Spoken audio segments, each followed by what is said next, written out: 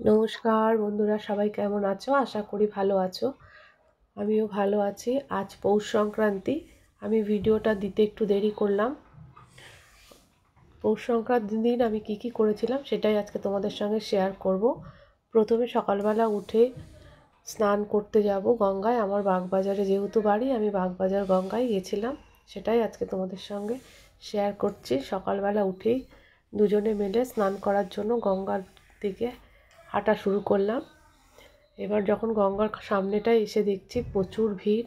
মোটামুটি আমরা একটু বেলার দিকেই গেছি, সকালের দিকে প্রচুর ভিড় থাকে, তবুও দেখছি বেলায় ভালোই ভিড় রয়েছে।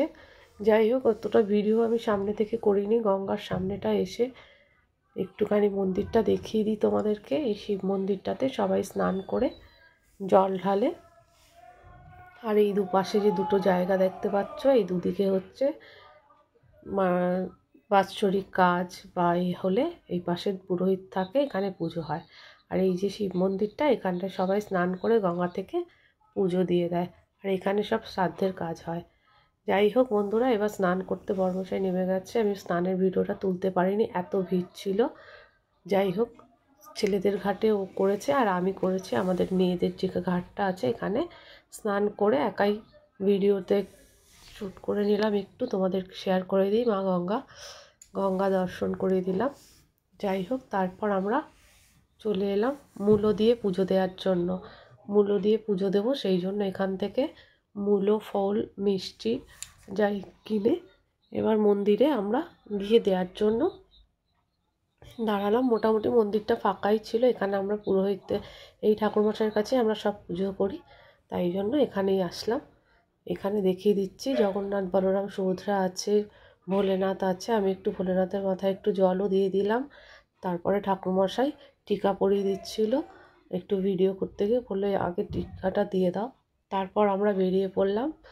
কিছু গরিবদেরকে একটু দান যেটুকু সম্ভব দেওয়ার সেগুলোই দিয়েছিলাম। কিছু খুচরো নিয়ে গেছিলাম, সেগুলোই দিয়েছি। এখানে একজন গান গাইছিল, গানটা শোনাতে পারলাম না, খুবই সুন্দর গলা। আর ছোটোখাটো মেলার মতো বসে, বেলা হয়ে গেছে বলে কিছু উঠে গেছে, কিছু মেলা রয়েছে, সেগুলো তোমাদের সঙ্গে একটু শেয়ার করে দিচ্ছি। দেখো কত কিছু নিয়ে বসেছে, বাচ্চাদের খেলনা সব কিছুই ছিল। তারপরে আমাদের এই জগন্নাথ মন্দিরটা তো বাগবাজারে যারা দেখেছো, এর আগেও আমি ভিডিওতে দিয়েছিলাম। যাই হোক, এই মন্দিরটায় ভালো করেই পুজো হচ্ছে। প্রচুর লোক খোল করতাল নিয়ে সবাই গান করছে। তারপরে প্রসাদ বিতরণ হয়েছে, দই চিড়ে এসব দেওয়া হচ্ছে। খুব সুন্দর করে সাজিয়েছে আজকে মন্দিরটা। জগন্নাথকেও সকালবেলায় দর্শন হয়ে গেল। তারপর আমরা বাড়ি ফিরে আসবো। আমার ঘরেও ঠাকুর দেওয়ার বাকি আছে, গোপালকে দেওয়া হয়নি, ভালো করে পুজো করাও হয়নি। যাই হোক, ওদের প্রসাদ এবার সব সাজিয়ে গুছিয়ে নিয়েছি। পুরো পুজোটা দেখাতে পারলাম না, কেননা অনেক বড় হয়ে যাবে ভিডিও, আর সময়ও কম ছিল। তারপরে রান্নাও বাকি ছিল। আজ গোপালের থালায় কী সাজিয়ে দিলাম, দই চিড়ে, খই, মুরকি, নাড়ু, তেলের নাড়ু সমস্ত কিছুই দিয়ে আজকে পুজো দিয়ে দিয়েছি। তারপরে আমরা দই চিড়ে মেখে নিলাম, আমরা ওইটাই খেয়ে নেব। তারপর আমরা রান্না করেছিলাম ফ্রাইড রাইস, ফুলকপির তরকারি। যেহেতু মঙ্গলবার আমার নিরামিষ হয়, আর আজকে সংক্রান্তি, সেই জন্য আজকে নিরামিষ হবে। সেই জন্য সব কুটে বেটে নিয়েছি, তাড়াতাড়ির মধ্যে ফ্রাইড রাইসটাই হয়ে যাবে তাড়াতাড়ি, ওই জন্য ফ্রাইড রাইস করে নিলাম আর ফুলকপির তরকারি করে নিলাম। সব কিছুই গোছানো।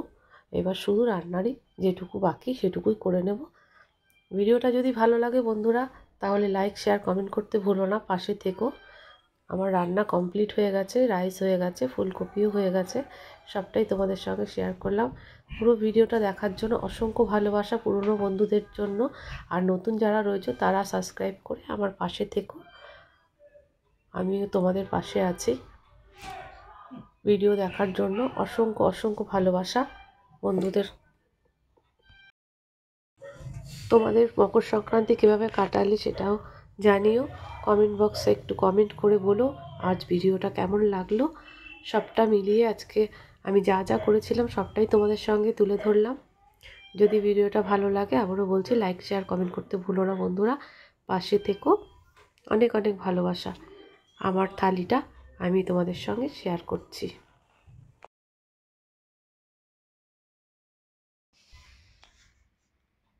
খাবার থালিটাও তোমাদের সঙ্গে শেয়ার করে দিলাম। স্যালাডও কেটেছিলাম পাশে, কিন্তু স্যালাডটা দেওয়া হয়নি।